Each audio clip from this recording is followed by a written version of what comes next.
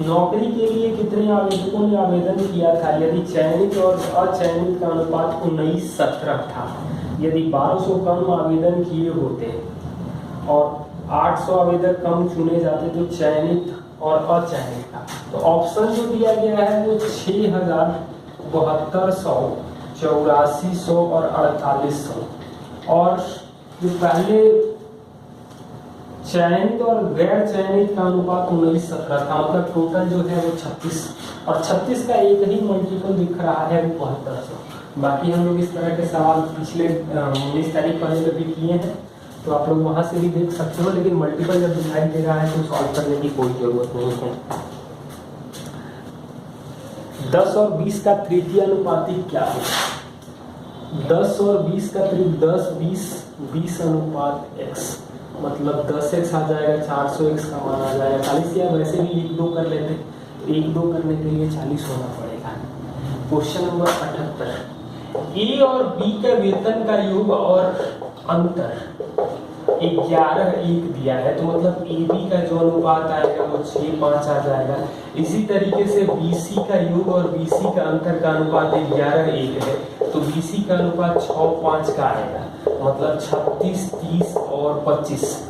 ये क्वेश्चन में एक लाइन दिया गया है कि ये ज्यादा है, सी कम है, तो इसकी कोई हमें जरूरत भी नहीं है, वैसे साफ साफ रेशियो में लिख रहा है। तीनों को जोड़ेंगे तो 36, 30, 66 और 25, मतलब 91 के लिए दिया है 1,82,000, मतलब एक के लिए साफ साफ दिख रहा है कि 2000 होगा। तो बी का हिस्सा क्या होगा? तो बी का हिस्सा 30 के लिए आ जाएगा, 30 दूनी का 60,000। यदि 8-11 के अनुपात में टिकट के मूल्य में वृद्धि हो जाती है और बेचे गए टिकटों की संख्या 23-11 के अनुपात में गिरावट होती है, तो राजस्व में वृद्धि क्या होगी? अगर टिकट के मूल्य पहले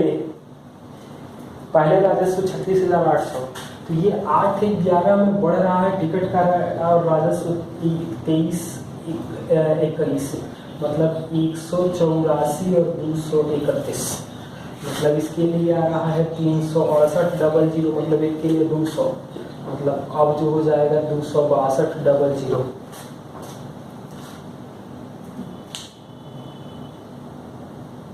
राजस्व में वृद्धि पूछ रहा है, तो 31, 16, 47 के लिए टोटल वृद्धि जो आएगा 94। इसका मान निकाल के घटाने से ज्यादा बेहतर होगा, तो लोग डायरेक्ट निकालें।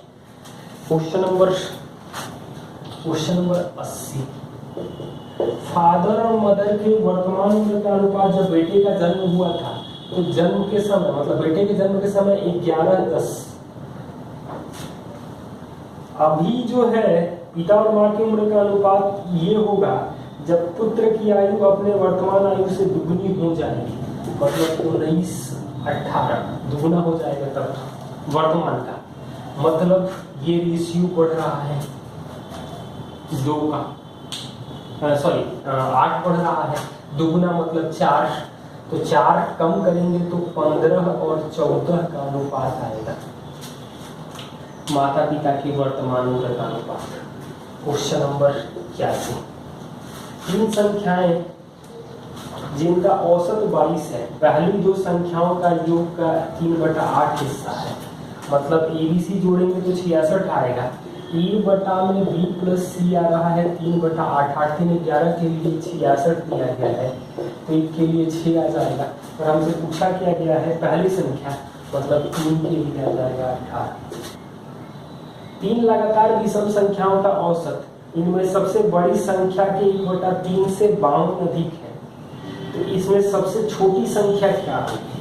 तो सबसे छोटी का ऑप्शन दिया गया है, सबसे छोटी का ऑप्शन जो दिया गया है 79, 75, 81, 77, यानी कि बीच वाली संख्या जो होगी ऑप्शन से 81, 77, 83 और 79, और बड़ी संख्या जो है 83, 79, 85, 81।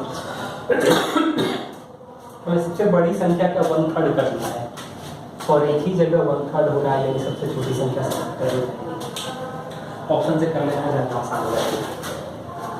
क्वेश्चन नंबर 83 नंबर सवाल, एक बल्लेबाज ने अपने कैरियर के 17वें मैच में 98 रन बनाए तो प्रति मैच उसका औसत 2.5 बढ़ गया 17वें मैच के पहले औसत, तो 98 माइनस 17 गुणे 2.5, तो 17 दूनी 34 और 8.5 42 घटाने का मतलब है कि 0.43 घटा दें, तो 3 घटेगा तो ये 5 आएगा, 4 घटेगा तो ये 5 आएगा।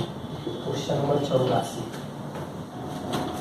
क्वेश्चन नंबर 84 में दिया गया है 100 और 200 के बीच सभी संख्याओं का औसत क्या होगा जो 13 से विभाज्य है। तो 100 से 200 के बीच 13 से विभाज्य है 104 और लास्ट में है 195। आप लोग देख लेना, दोनों के जोड़ का आधा मतलब फर्स्ट प्लस लास्ट, मतलब 299/2 करेंगे तो 149.5 आ जाएगा। क्वेश्चन नंबर 84 था। क्वेश्चन नंबर 85, एक विक्रेता 8 रुपए में 9 केले खरीदता है और 9 रुपए में 8 केले बेचता है, तो लाभ अथवा हानि प्रतिशत। तो 8 रुपए में 9 खरीदता है और 9 रुपए में 8 बेचता है, मतलब एलसीएम 72, सीबी 64 आ जाएगा और एसपी आ जाएगा 81, यानी कि लाभ होगा 17/64 गुणे 100%।